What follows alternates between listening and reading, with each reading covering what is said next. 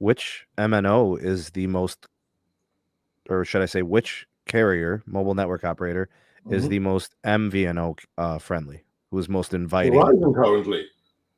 Apparently. Well, okay, they so they got sign up all the guys, right? And as an MVNO leader, you don't care, what color these guys are. You don't care the network. You look at where do you get the best deal. And apparently Verizon gives really, really good deals. Roger. T-Mobile's weird right now when it comes to MVNO. They terminated a lot of MVNO contracts and let things expire, and they let it all go. AT&T signs on with Dish. Verizon signs MobileX. Verizon wants TracFone. It's a weird, unusual time right now with MNOs in respect to MVNOs. Do you see it that way? It's a little unusual. Well, if there's one thing constant in this industry, then it's change. It's surprising that T-Mobile is not more aggressive here, right? Very much surprising. I really do think that this is, I'm not going to call it a fatal flaw. I mean, we just don't know. But I will say they move very strangely for a company that will compete so fiercely for actual customers, but moves in a different way amongst the industry operations. Like, since when would Verizon give better rates to Cox Communications than T-Mobile? Since when would Verizon give MobileX a better rate? I know that Peter approached T-Mobile. I know he approached everybody. He had to do his due diligence. It would I'm be sure he foolish. talked to everybody. Exactly. Right?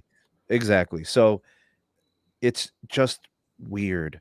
The man is doing what needs to be done for the role at hand. And I admire that, right? But he executes and does things really, really well. And, when you look at it, typically the argument is for MVNO, it's idle capacity. It's either we sell it or not. And it's really high margin.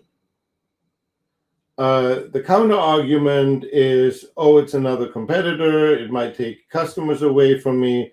It might take more customers away from us. But that's the wrong process, right, Roger? They should look at it as if they're on the network. Yes. On contribution, right? Mm-hmm. So what does an MVNO pay? Somewhere between $15-$20, right? Somewhere in that neighborhood. Maybe 25, right? Okay. But look at the contribution margin you get from your own customers.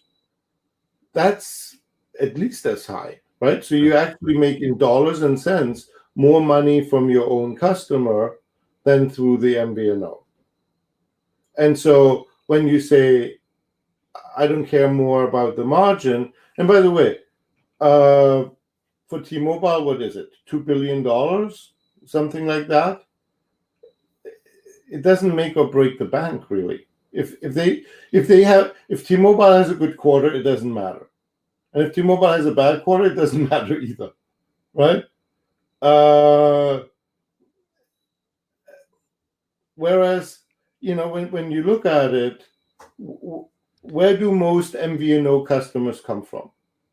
Verizon and AT&T. The MNO, right? So, and the biggest MNOs. So, when you look at it from a Verizon perspective, if they lose a customer and it goes to the MVNO, even on their network, they lose money. They lose contribution dollars.